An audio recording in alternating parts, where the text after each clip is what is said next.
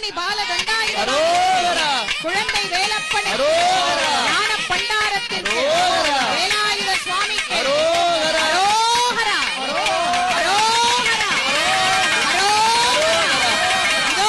மூலஸ்தான விமானத்திலே திருப்பட வெள்ளிராட்டு பெருவிழா நடைபெறுகிறது.